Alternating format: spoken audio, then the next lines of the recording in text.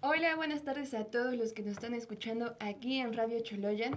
Una vez más, el proyecto de Contramáscaras. Estamos al aire, muy emocionados y felices de encontrarnos un miércoles más acompañándonos. Esperamos que aquellos que nos escuchen, que están llegando a casita, que están manejando, esté siendo en calma.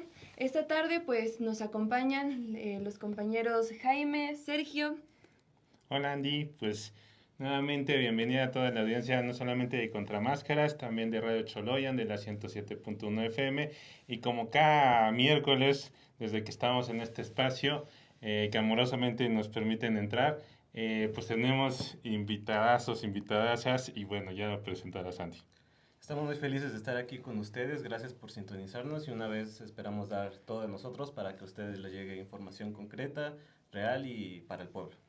Por supuesto, y así como lo menciona Jaime, pues esta tarde tenemos a una invitada especial. Ella se llama Chispa, es una persona que estudia psicología, pero que realmente hace una incidencia pues en las calles respecto a cómo nos movemos en la bici, cómo entendemos las opresiones que vivimos y sobre todo cómo desde la colectividad podemos resistir a estas dinámicas. Muchísimas gracias Chispa por estar con nosotros y pues bueno, nos gustaría que de tu viva voz pudieras presentarte ante la audiencia. Muchas gracias, Andy. Muy buenas tardes a todas, a todos y a todos quienes nos escuchan. Sobre todo les saludo mucho a ustedes, Sergio, Jaime, a Andy. Muchas gracias a Radio Choloyan por estar, pues abrir estos espacios para la charla, ¿no?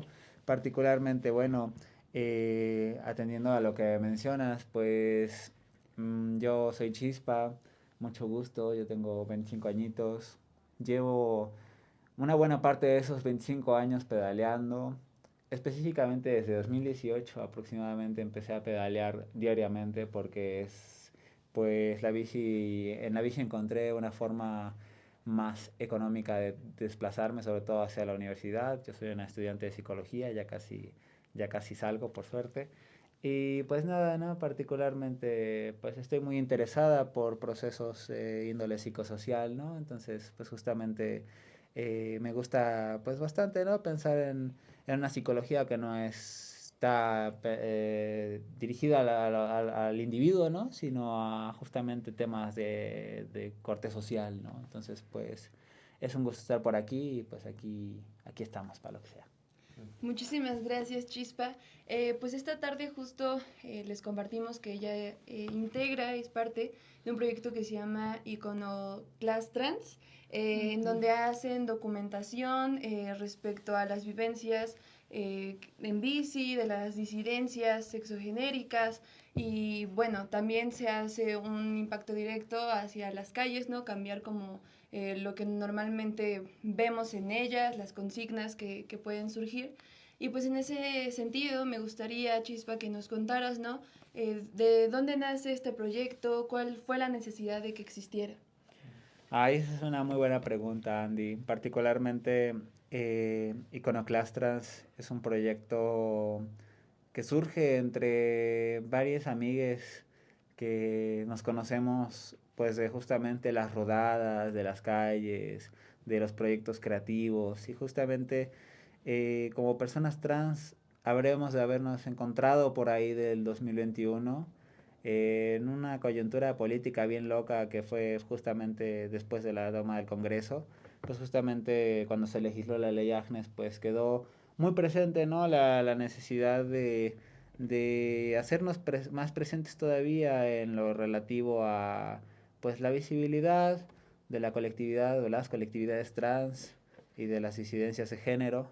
Y pues nada, ¿no? Particularmente antes de esto reconozco que yo me hallaba como bastante sola, ¿no? En ese sentido, o sea, eh, acaso empecé a conocer a otra bandita a partir de este hecho.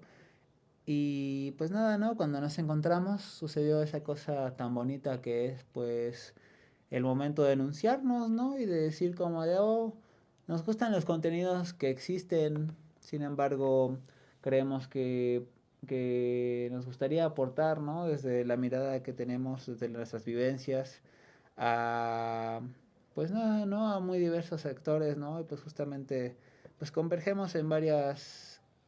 Iconoclastas es propiamente una colectiva de expresión callejera y también fílmica sobre todo, ¿no? O sea, justamente empezamos a hacer una serie de cortos y pues eso, ¿no? O sea, este camino necesariamente involucró pues reflexionar en torno a cómo pues hacen falta representaciones que hablen desde la dignidad, ¿no? Justamente es muy recurrente en la media como mainstream, llamémosle la media tradicional, que las historias trans suelen ser presentadas en una, pues de una forma muy dramática, de una forma muy, ajá, generalmente centrada solamente en la denuncia, pero nuestras vidas también tienen momentos de felicidad, ¿no? También tienen momentos de encuentro, y justamente Iconoclast tiene que ver con eso, ¿no? O sea, con justamente mostrar nuestras vidas y disfrutar en el proceso, justamente. Y Chispa, en ese sentido, esta festividad en la que hablas, estos momentos de alegría, me imagino que están reflejados en los cortos. Así es, justamente Iconoclast Trans empezó como también como un proyecto de graffiti y justamente pues eso, ¿no? O sea, las pintas que se hacían en las calles evocaban consignas, ¿no? Sobre el disfrute de nuestras vivencias, de nuestros cuerpos, de las relaciones que entablamos como amistades, como vinculaciones. Y justamente pues en los cortos también se refleja ello, ¿no? O sea, mostrando pues una vivencia que muy pocas veces suele mostrarse, ¿no? Entonces, pues justamente por ahí va la beta narrativa que tiene esta iniciativa, este proyecto llamado Iconoclastas. Comentas que surge en 2021 aproximadamente. De esa fecha a ahorita, pues tú sientes que ya hay más visibilidad. ¿Cuántas personas están participando actualmente? ¿Cómo ves la situación? Pues justamente Iconoclastas se plantea como un proyecto de articulación esporádico y sobre todo espontáneo, ¿no? O sea, se van surgiendo como cosas que queremos hacer y decimos, bueno, pues vamos a ver quiénes pueden involucrarse en ello y entonces van así, o sea, empezamos 3 personas y eventualmente somos más, a veces somos solamente unas pocas, entonces es un proyecto que suele estar así como moviéndose constantemente, ¿no? Y pues eso, justamente a la fecha pues sigue caminando, sigue caminando. Chispa, es muy interesante lo que nos estás platicando, sobre todo bueno, tú estás decidiendo estudiar psicología, entonces estos temas, claro que los abordas de manera profesional. Como tal, han sido ya casi 4 años, 5 años, ¿no? De este proyecto. ¿Qué ha sido lo más difícil que te has encontrado dentro de la misma comunidad y de la sociedad? Sí, lo más complicado, de las cosas más graves que crees que serían interesantes que las empecemos a reflexionar. Vaya, particularmente, qué bueno que pones esa cuestión en la mesa, la verdad es que eh, ya la habías mencionado antes también, pero a veces se me va un poquito el avión, disculpen. No te preocupes. Particularmente decir que eh, de 2021 a la fecha hemos experimentado pues procesos que se vinculan mucho con el avance de políticas bastante fuertes, ¿no? Que atentan contra nuestras vidas y las de otras tantas personas, ¿no? Justamente, aunque ha habido avances justamente en lo legislativo, por ejemplo, reconocemos también que existe una reacción desde la parte antiderechos, ¿no? Que busca decir como, bueno, pues nada, ¿no? O sea, se pone en contra de nuestras vivencias y justamente estos años hemos vivenciado, pues sí, el avance de una ultraderecha y de un fascismo así recalcitrantes, ¿no? Entonces, justamente yo creo que eso es una cuestión que actualmente amerita, pues, nombrarse abiertamente, ¿no? Justamente eh, también reconocemos como la importancia de mantenernos como cerca y organizándonos y agrupándonos, ¿no? Porque justamente lo que buscan este tipo de reacciones es pues desestabilizarnos y pues hacernos daño, ¿no? Entonces pues justamente eso, ¿no? Creo que en la actualidad es muy importante reflexionar sobre cómo realizamos pues articulaciones y cómo nos mantenemos frente a la violencia política, por ejemplo. Por supuesto, y bueno, ya entrando como en materia, ¿no?, de violencia política, pues sabemos, Chispas, que tú como otros estudiantes, ciudadanos, personas que han decidido organizarse, que han hecho de las calles un espacio de protesta activa, pues han pasado por múltiples violencias, ¿no? Me gustaría que nos pudieras compartir cuáles han sido esas violencias y cómo han mermado pues en la vida de las personas que han decidido participar en ellas. Muy bien, Andy, pues particularmente hablar de la violencia política tiene también como esa implicación, ¿no? De nombrarla en momentos específicos y en el continuo del día a día, ¿no? Particularmente, como les contaba, pues ando en bici, ¿no? Justamente ha sido una parte importante de mi vida todo este tiempo y lo sigue siendo. Y pues justamente eh, en Puebla ha sido pues recurrente, ¿no?, la violencia contra la colectividad ciclista, ¿no? Justamente pues es el día a día contra nosotros, o sea, justamente pasa muy seguido en las calles, pues nos avientan los coches, nos siniestran muy seguido, nos insultan. Eso como muestras micropolíticas, ¿no? Eso como muestras individualizadas, ¿no? Sin embargo, pues el proceso es mucho más grande, ¿no? Y mucho más, pues acuciante, ¿no? Justamente hace poco, el 9 de febrero, se cumple un año de unos hechos de represión que movilizó el Estado frente a una movilización que se realizó en la vía Tliscayotl. Justamente eh, ese día, ¿no? Justamente se cerró la vía Tliscayotl en forma de protesta por una serie de incidentes de violencia vial que suelen ser constantemente invisibilizados. Pues bajo la retórica de los accidentes o de, pues cosas que pasan, ¿no? Sin embargo, pues justamente poner sobre la mesa, ¿no?, el hecho de que justamente cada atropellamiento, cada momento que alguien es estrellada en la calle, pues pasan muchas cosas, ¿no? O sea, los efectos de esto en la vida de esa persona y de quienes le rodean son enormes en el momento, en los siguientes días, semanas, meses, incluso años, tan grandes que incluso son cuestiones que atraviesan pues generaciones, ¿no? Entonces justamente a principios del año pasado, 2024, pues vimos un alza en la situación, pues sí, de la violencia vial en Puebla, y se realizó un cierre de la vía Tliscayotl, mismo que pues fue concretado entre varias personas que se mueven en bici, entre amistades, peatones, estudiantes de CCU, y pues nada, ¿no? Justamente pues el Estado decidió pues realizar una intervención violenta de esta movilización a través de un grupo de choque, ¿no? Lo cual pues hablar de los impactos que tiene hasta el día de hoy una escena tan dramática como golpear manifestantes en las calles, pues sería difícil, ¿no? O sea, sigue siendo muy difícil, ¿no?, de nombrar, pero justamente pues eso, ¿no? Aconteció así y los efectos se siguen sintiendo hasta el día de hoy, ¿no? Y justamente qué bueno que traen a colación, Andy, Chispa, este evento, porque creo que ahí tejimos redes, también nos conocimos y ahí la perspectiva desde el activismo que ustedes estaban haciendo en ese momento y la perspectiva de la gente que estábamos cubriendo ahí.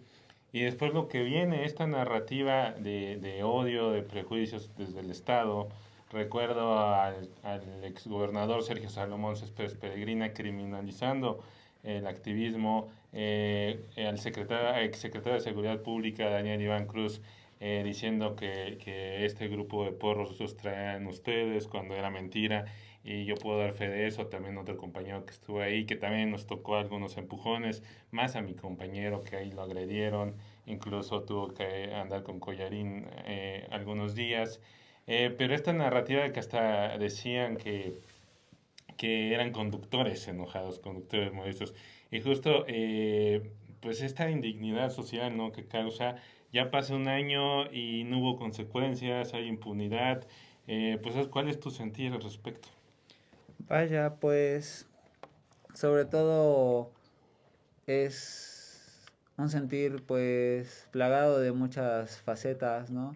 Particularmente como alguien que estuvo presente en ese proceso, en ese día, pues justamente es una cosa un poco complicada de nombrar, ¿no? Justamente está como este asunto de la memoria versus el olvido y justamente no, o sea, desde la psicología existe este término que es el trauma psicopolítico y pues justamente eso, ¿no? O sea, el hecho de que un hecho de represión acontezca deja marcas notorias en las personas y sus comunidades, ¿no?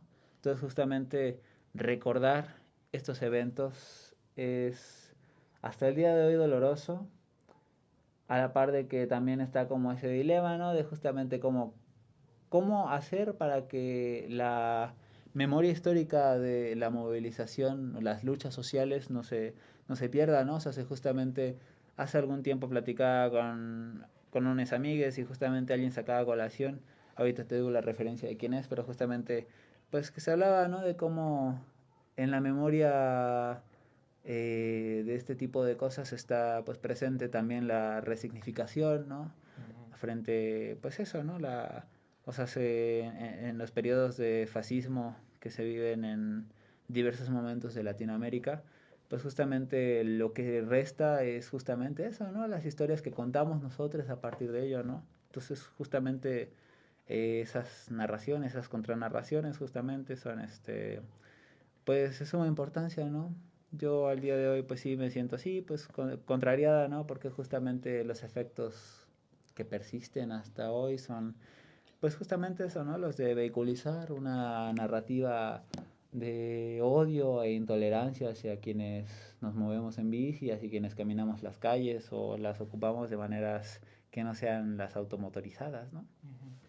Sí, considero importante resaltar que hay que desmitificar al gobierno actual porque se ha manejado mucho esta dinámica de decir que somos diferentes, etcétera, pero aquí Chispa y su servidor y muchas personas nos dimos cuenta que en efecto fue un acto de Estado, fue una represión que hizo el mismo gobierno, en este caso presuntamente, y lo tengo que decir por seguridad, fue Sergio Salomón. O sea, la verdad es que hubieron muchos indicios para saberlo. O sea, en resumidas cuentas, hubo una camioneta blanca, grandota, llena de porros, porque eso eran, y todos descendieron de esa camioneta a agredir a una manifestación pacífica. Y en muchos medios de comunicación, monitoreando las redes sociales, hablaban de que eran conductores, que los alumnos, que estos que se estaban manifestando pacíficamente tuvieron la culpa y negaron absolutamente la evidencia contundente de que no fueron automovilistas. Fue una camioneta en específico donde bajaron personas específicas con no con la indicación de charlar o llegar a un acuerdo, sino directamente de agredir a las personas. Y aquí está Jaime y varios reporteros, o sea, todos ellos terminaron mezclados porque claramente había una indicación. Por supuesto, y en ese sentido creo que es necesario nombrarlo y sobre todo hacernos preguntas que nos atienen como comunidad, ¿no? Eh, Lastimosamente hay una indolencia social que como hay ciertas dinámicas que no nos atraviesan de manera particular y directa, pues lo hacemos ajeno, ¿no?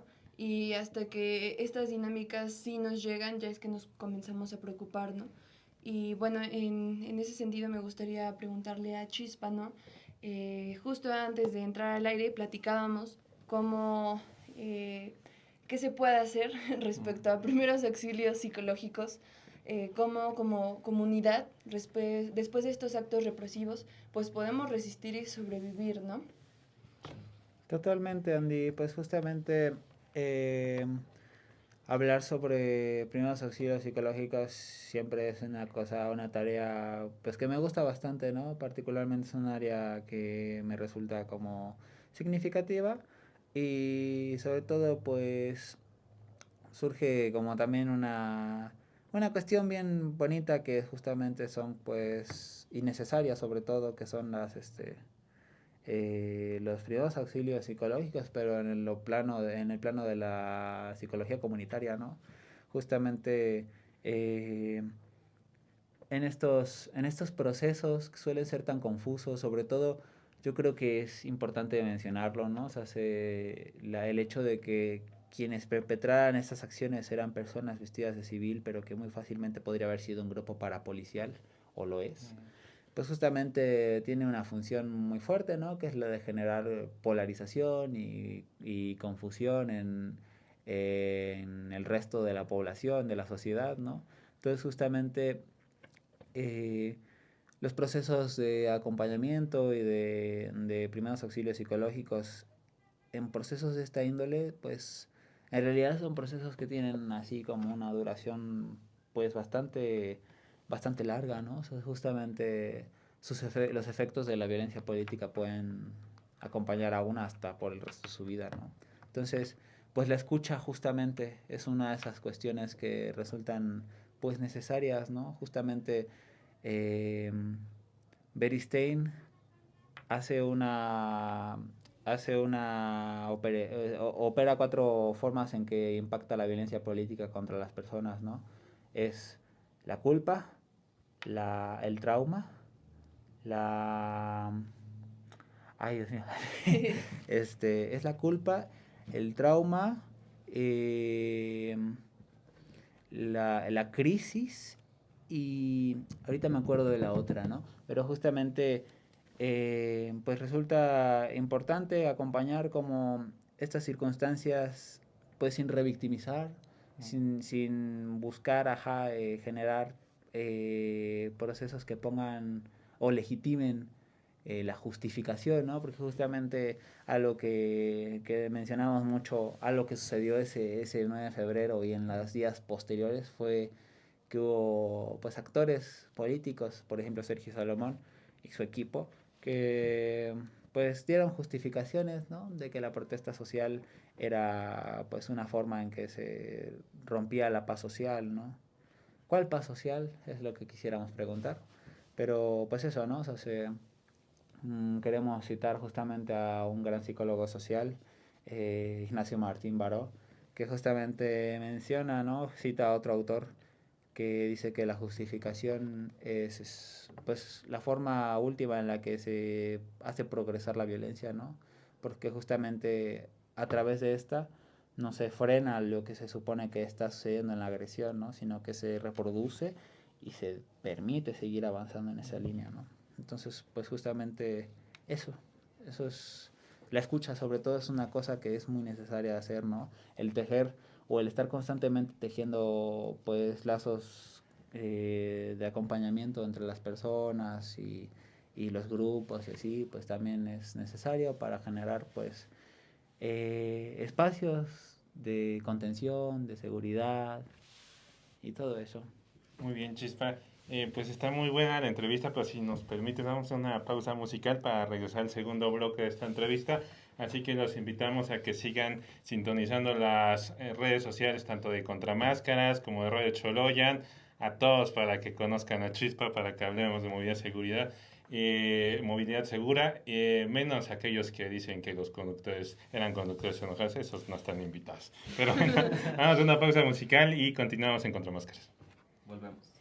En ese tenor, pues vamos a entrar hacia entender cómo los temas de movilidad, que muchas veces se quieren reducir solo a la infraestructura, a una cultura vial, cómo realmente hay algo más profundo detrás de ellos, ¿no? Hay todo un sistema que permite que existan estas dinámicas violentas en la ciudad y cómo de ahí parten otro tipo de delitos como es la desaparición forzada, los transfeminicidios. Y bueno, la verdad es que yo reconozco en Chispa una persona que comprende esto y nos gustaría que nos compartieras a qué deducciones has llegado, ¿no? ¿A qué conclusiones has llegado respecto a esto? Vale, pues particularmente considero que para hablar de violencia vial resulta pues necesario, como en muchos otros temas, pues hacer una exploración bien profunda, bien larga sobre la historia misma de las ciudades, ¿no? Justamente si nos centramos en el caso de Puebla, pues resulta bien fuerte, ¿no? Como Puebla, como proyecto de ciudad, como proyecto de civilización, incluso, pues surge a partir de la, de la colonización, ¿no? Justamente eh, algo que me llama mucho la atención pensar al respecto del lugar donde estudio, que es psicología y que actualmente se encuentra en Analco, es pues lo constante que es como visibilizar los efectos que esta forma de urbanización tuvo sobre el territorio, ¿no? Antes llamado Cuatlascuapan. Justamente Analco, hasta donde tengo entendido, fungió e incluso funge simbólicamente hasta la actualidad como un espacio de paso entre lo que es el centro histórico de Puebla y el proyecto de ciudad colonial y lo que es la resistencia de la bandita indígena, ¿no? Justamente tenemos esta cuestión de que se pone sobre la mesa la cuestión de poner a Puebla como un sitio de paso, ¿no? Como un lugar de que es lo que hay entre el centro del país, de la colonia, y su puerto, ¿no? Entonces justamente la forma en la que está trazada Puebla responde mucho a esos intereses del flujo de las mercancías, del flujo del capital, eh, haciendo pues calles totalmente cuadradas, haciendo pues justamente un trazo de la ciudad que va poco a poco comiéndose todo lo que no sea concreto, todo lo que no sea verde justamente. Creo que acaso algo que menciono muy seguido y que justamente también confluye mucho con justamente esta situación es el entubamiento del río que pasa por justamente el Boulevard 5 de Mayo, ¿no? Justamente tengo entendido, porque bueno, leyendo acaso en internet sobre eso, porque sí es un tema que digo como, ¿por qué pasó esto? Pues justamente eso, ¿no? Hay quien menciona que esto sucede, bueno, entiendo que sucedió en los 60 aproximadamente, y sucede pues a la par de una serie de inundaciones que se posibilitaban a partir de que hubo una tala de así discriminada en la Malintzin, ¿no? Posteriormente a eso, pues también hablar de cómo se instaura la industria automotriz y otras formas de industria pesada en Puebla, ¿no? Y cómo se va ahí, pues construyendo un dispositivo así bien complejo, bien fuerte de pues narrar como el éxito de las personas a través de, pues no sé, la automotorización, ¿no? Entonces justamente, pues la violencia vial toma mucha fuerza a partir de ello, ¿no?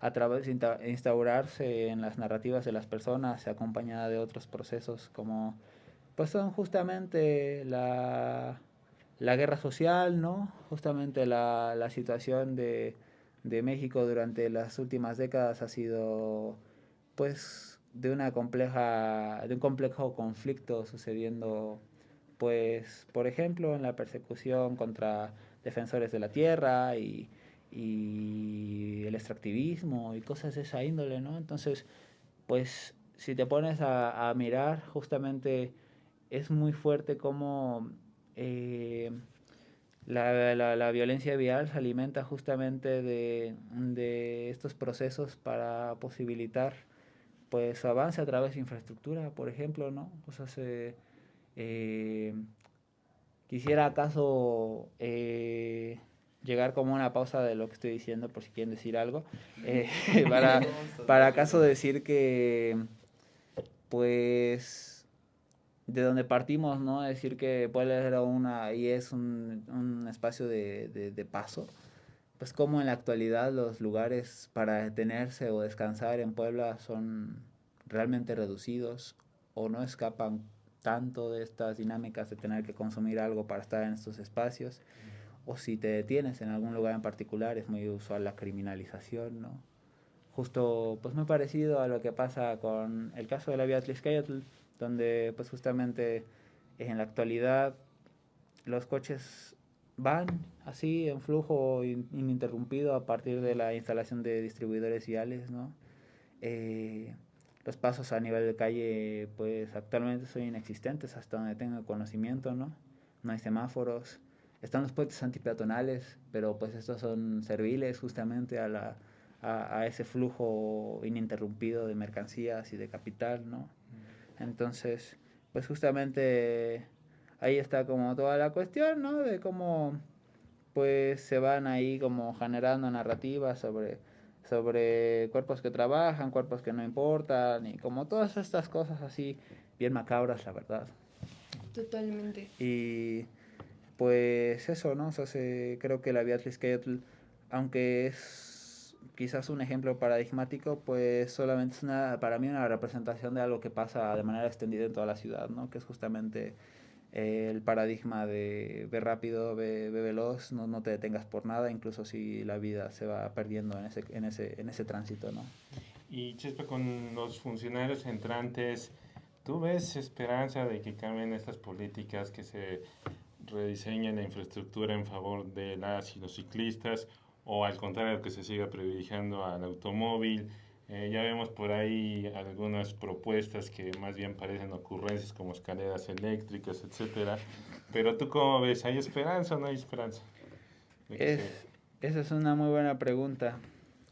Particularmente yo pienso, deseo imaginar la esperanza desde otros lugares que no partan desde, por ejemplo, el Estado, ¿no? Justamente, si me lo preguntara en esa línea, yo creo que no hay esperanza. Pero, por ejemplo, considero que... no me quiero quedar en esa línea, ¿verdad? Justamente, para mí la esperanza está puesta en los procesos organizativos, ¿no? De cómo la bandita, pues seguimos ahí, persistimos a pesar de todas estas cosas, y cómo buscamos pues la reparación de esos daños que nos han hecho, ¿no? Justamente, ya me acordé cuál era la otra, la insensibilización. Insensibilización es otro de los efectos de la violencia política, ¿no? Justamente quienes estamos expuestos a estos procesos, que realmente quién no está expuesta de alguna u otra forma a estas circunstancias de violencia política, pues lo que se busca es justamente eso, ¿no? Insensibilizarnos y separarnos de los demás, ¿no? De decir como, pues esto te pasa por estar en estas cosas y así, ¿no? Pero consideramos que es muy necesario, pues justamente articular para no dejarnos solos en estas circunstancias, y pues eso, ¿no? La esperanza de que acaso un cambio pueda suceder desde abajo, sobre todo. Claro. Chispa, yo tengo una cuestión. Por ejemplo, el expriista Pepe Chedraui menciona electromovilidad, el expriista, el actual gobernador también habla incluso de bioética, y cuando él se estuvo promocionando para ser gobernador, hablaba de este potencial de los coches eléctricos, mencionando que aquí en Puebla hay litio. Entonces, hace rato hacías mención del extractivismo, de cómo la ciudad ha evolucionado, de la pelea de las tierras. Ya no respondiste a la anterior pregunta, ¿no? De que quizás dices que no.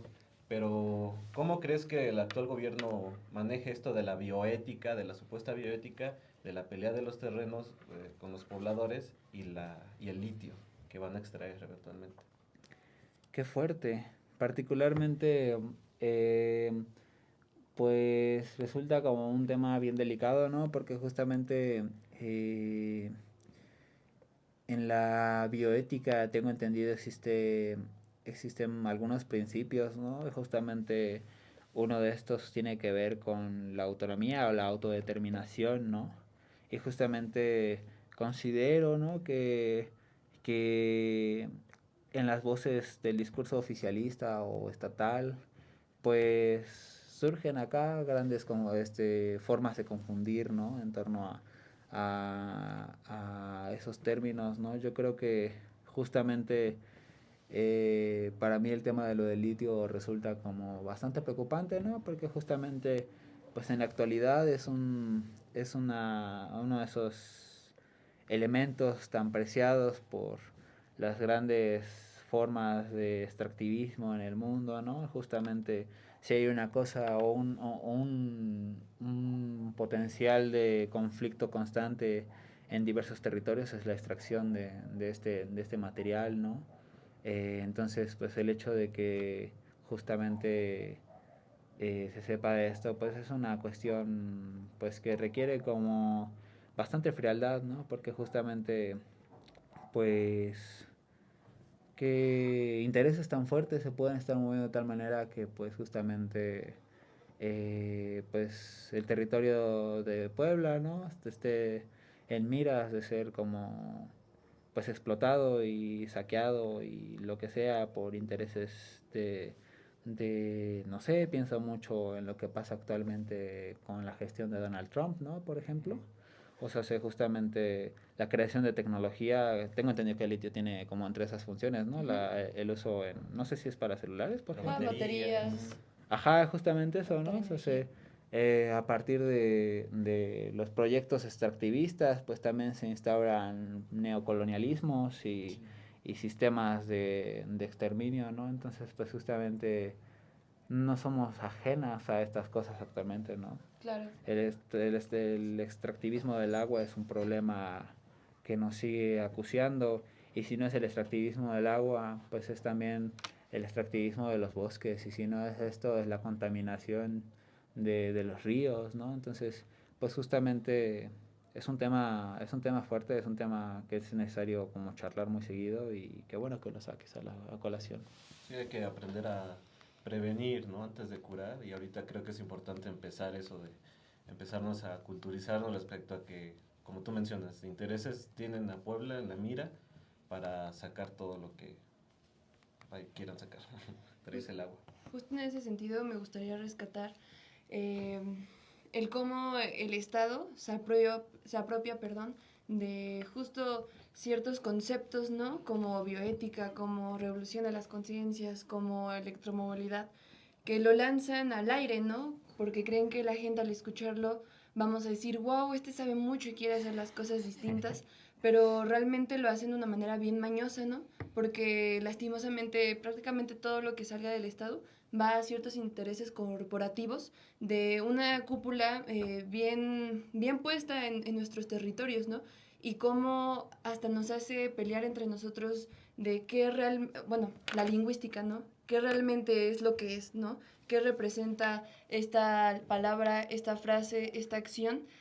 Creo también que estamos viviendo una guerra pues metafórica, una guerra de entender el uso de las palabras, el cómo nos entendemos y el cómo lo comunica también los políticos y entre las personas, ¿no?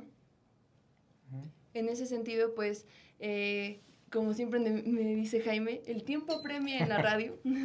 Y para ir cerrando un poquito esta sección, primeramente pues agradecerle mucho a Chispa que nos permitiera pues entrevistarla, que pudiéramos poder nombrar estas violencias, estas dinámicas, ¿no?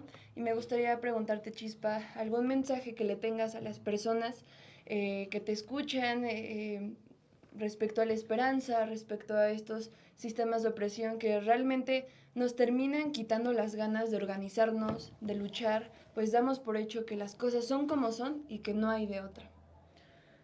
Muy bien, pues muchas gracias. Primero que nada, pues lo agradezco mucho a Sergio, a Jaime, a ti, Andy, al espacio de Radio Choloyan por la invitación.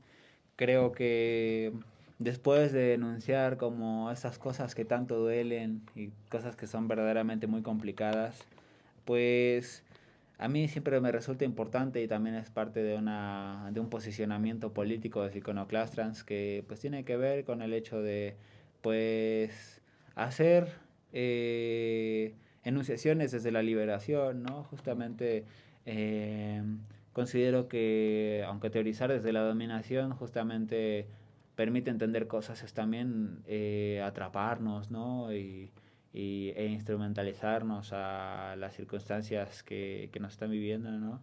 Entonces, justamente antes de irnos, yo quisiera pues decir eso, ¿no? Que acaso me da gusto vernos aquí luchando por circunstancias diferentes, ¿no?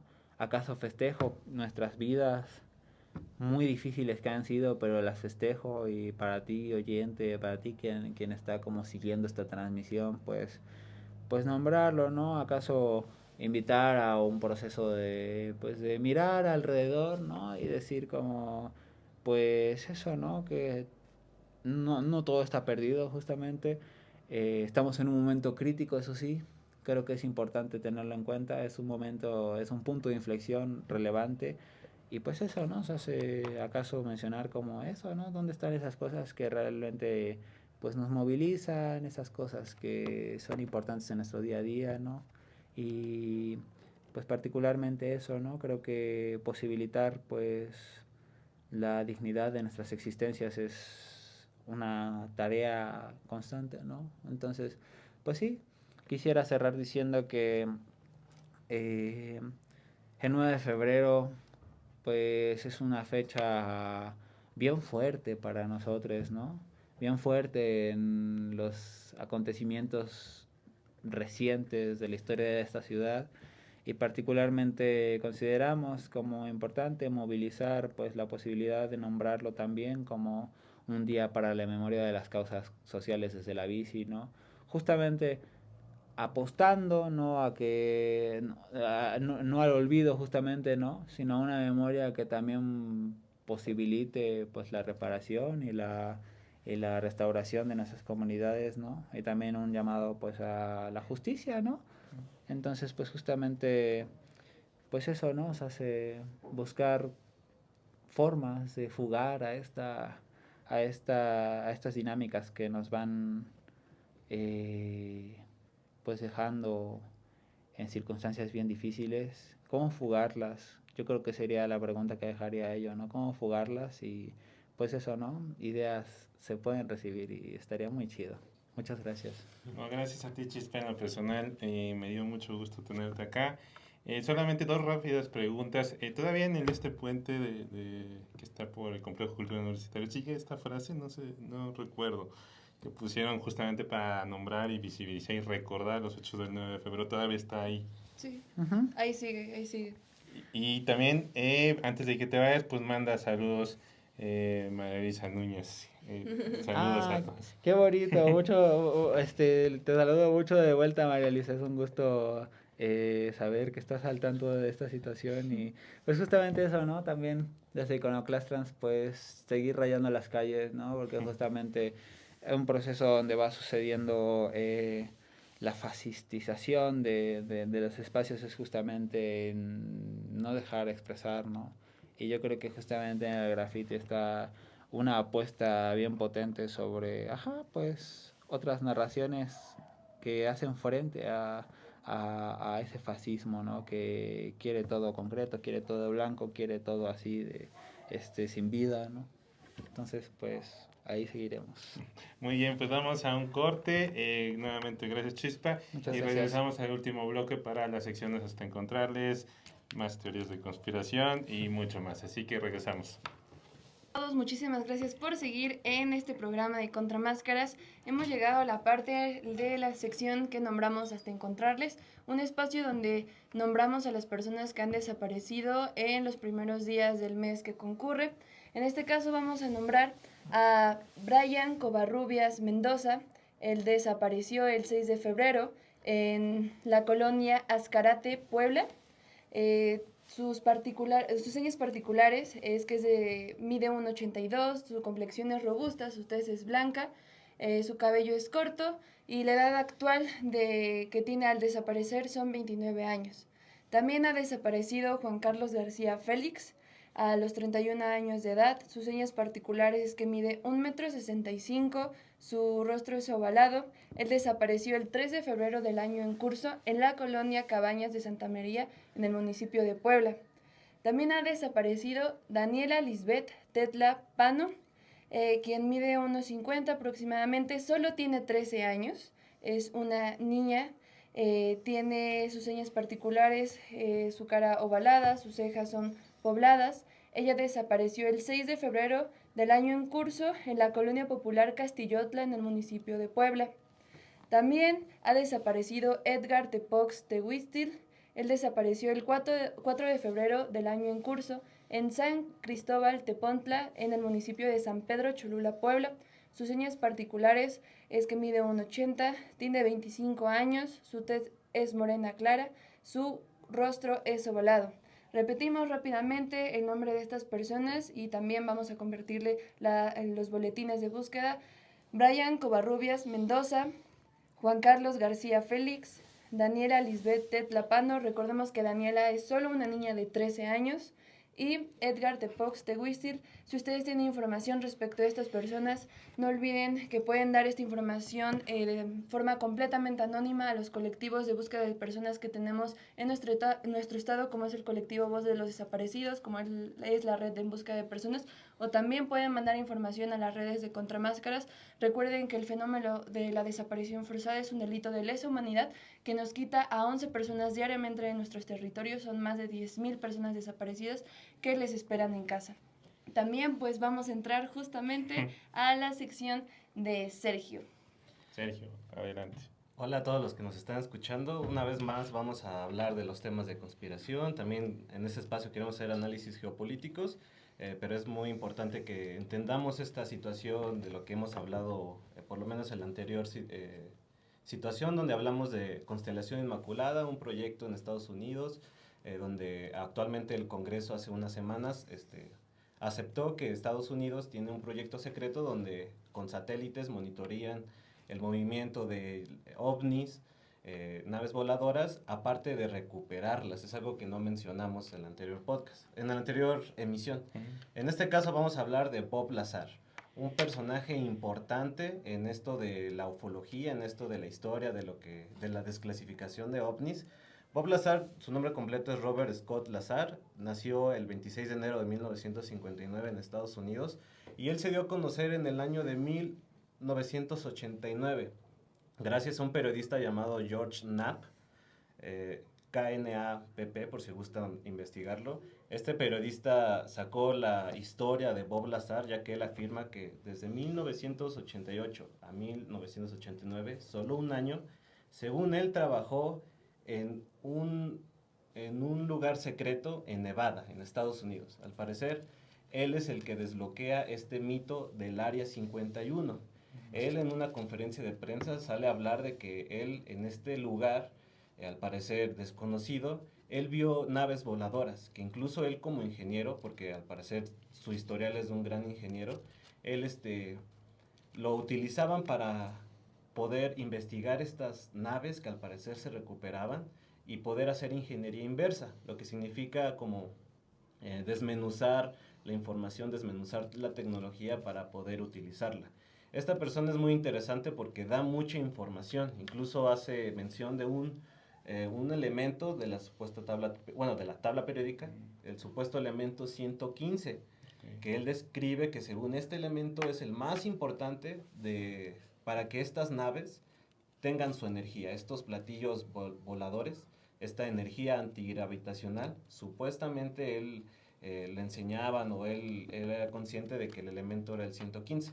Para ese momento todos lo tacharon de locos. En 1989 prácticamente él fue uno de los mayores teóricos de la conspiración, que actualmente tienen un gran papel, porque ahora que se desbloquea lo de la Constelación Inmaculada, sí, algo ya aceptado por el Congreso de Estados Unidos, él sale a decir, te lo dije.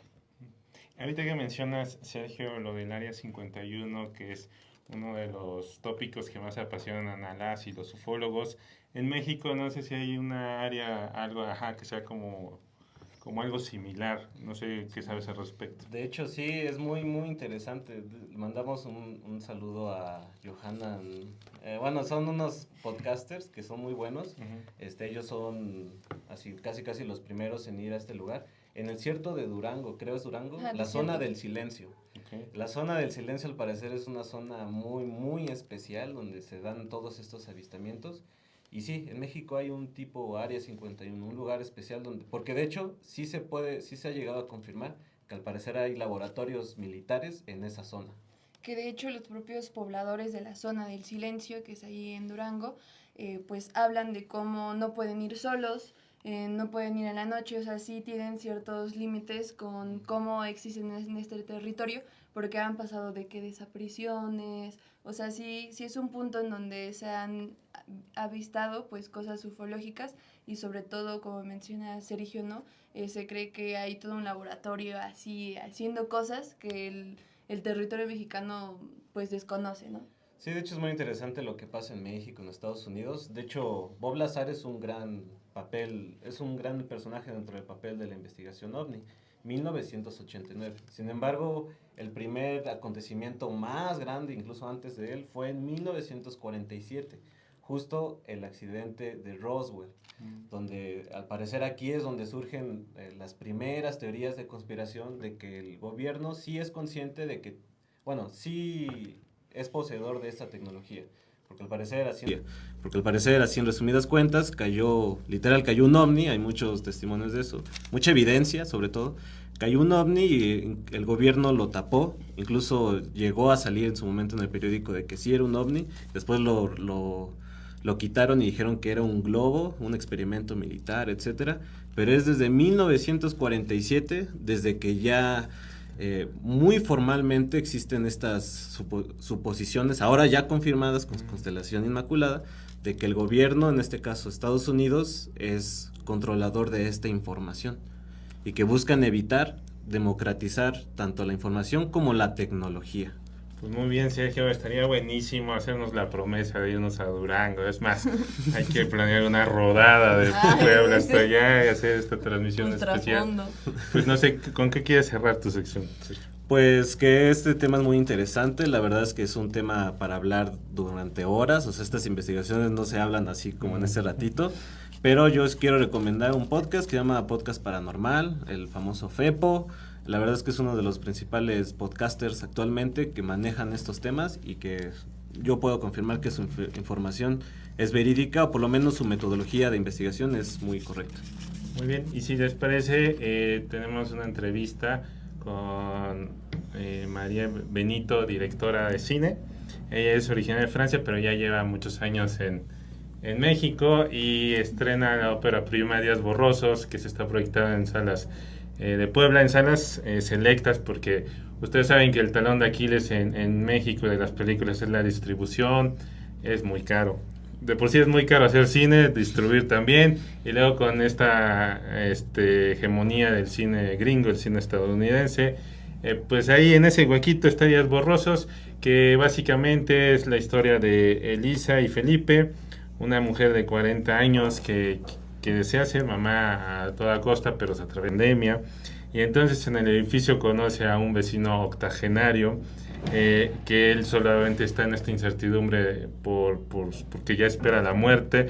Entonces habla básicamente de cómo se van formando vínculos entre personas extrañas. ¿Qué les parece más o menos la trama? ¿Cómo ven? Pues ya me comienza a mover. Pues vamos a escuchar esta entrevista con la directora.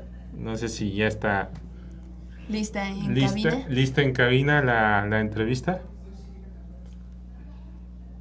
¿Sí está lista la entrevista con...? Muy bien, pues estamos en la entrevista con María Benito por su ópera prima Días Borrosos, que se está presentando estos días en la ciudad de Puebla. Antes que nada, gracias por esta entrevista y bienvenida. Muchas gracias a ustedes. Oye, pues sobre tu ópera prima, vemos que es un guión coescrito con Paula Markovich. Entonces esa sería nuestra primera pregunta. ¿Cómo ayuda a tener a alguien como Paula Markovich para tu ópera prima? Sí, el proceso de guión lo escribí sola durante muchos años, y cuando conseguimos financiamiento para hacer la película, decidí darle una última pasada al guión. Para eso invité a Paula, pues que aportó grandes elementos a la película, y terminó siendo una coescritura entre las dos. Ahora, Días Borrosos, ya tuve la oportunidad de ver la película, pero el título, ¿a qué obedece el título? El título pues se refiere un poco a la incertidumbre en la que están sumergidos los personajes, ¿no? Tanto por el contexto de la pandemia, que fue un momento de mucha incertidumbre para el mundo en general, y también en cuestión al deseo de maternidad del personaje de Emilia, ¿no? Que es esta mujer que está tratando de quedar embarazada a través de la maternidad asistida, ¿no? Siendo madre soltera, o sea, una mujer soltera queriendo ser madre. y pues bueno, como que es la incertidumbre de saber si va a lograr embarazarse o no. Y también está la incertidumbre con el personaje de Felipe, ¿no? Que perdió a su esposa, se encuentra viudo y se acerca a su propia muerte, entonces es esa incertidumbre de pues, cuándo llegará a su fin, ¿no? Estaba escuchando en el conversatorio que tuviste en el Complejo Cultural de la UAP que lo empezaste a escribir antes de la pandemia. No sé si en ese proceso cambió algo ya conforme pasó el tiempo. Realmente la historia es la misma que tenía antes de que surgiera la pandemia. Ya era una historia que hablaba de la soledad, de las soledades en las grandes ciudades. Ya era este encuentro entre estos dos vecinos solitarios, ¿no? Pero cuando surge la pandemia yo estaba a punto de filmar, entonces detuvimos los planes de rodaje y viendo lo que estaba sucediendo con la pandemia en cuanto a la soledad que se exacerbó, también a la solidaridad entre vecinos, ¿no? El tema de las personas de la tercera edad, que eran la población más vulnerable, de mayor riesgo, digamos, me pareció interesante intentar adaptar el guión al contexto pandémico y realmente no fue cambiar la historia, fue simplemente, sobre todo, quitar el mundo social de ella, porque ella sí era un personaje con una vida más social, ¿no? Porque antes de la pandemia, pues sí, o sea, trabajaba en la universidad, tenía su grupo de amigos, ¿no? Salía a bares, cosas así, y Muchísimas gracias por seguir sintonizándonos en la 107.1 FM. Vamos a hacer como una breve conclusión de lo que hemos estado escuchando para también darle paso a nuestro compañero Sergio y pues cerrar este momento de programa. Rápidamente, pues hemos hablado justo, ¿no? Como hay ciertos territorios que obtienen mucha tecnología, mucho poder y lastimosamente lo utilizan pues para ir contra otras poblaciones minoritarias y como históricamente pues Estados Unidos ha ejercido como este espacio que recibe tecnología de, ¿no?, en este caso Israel, y cómo esta tecnología pues lastimosamente ha sido ocupada para observar a las personas, ¿no? Sabemos que en la actualidad existe la tecnología suficiente para terminar con el hambre, sanear el agua, hacer una distribución equitativa de los recursos, pero en vez de poner esa tecnología al servicio de las personas, de los ecosistemas, de los seres vivos, la han decidido para exterminar a poblaciones. En este caso, pues quiero mencionar lo que ha ocurrido en la Franja de Gaza, ¿no? Como Estados Unidos, Occidente, Israel, pues la están peleando porque es un espacio que tiene un recurso natural bien preciado en la actualidad, que es el gas. Pues al final del día se sigue ocupando para transportar autos, calentar, y que lastimosamente ahora Estados Unidos quiere apropiarse de ese territorio, pues quieren hacerlo un espacio turístico, quieren desplazar todavía aún más a la poca población que resistió en Palestina, haciendo como un reencuentro. Pues lastimosamente más de 16,000 niños fueron asesinados en esta que ni siquiera se puede nombrar como guerra, es un genocidio que se hizo a una población. Muchísimas mujeres, hombres, disidencias, periodistas, médicos murieron pues al filo del cañón, y que de nueva cuenta, ¿no?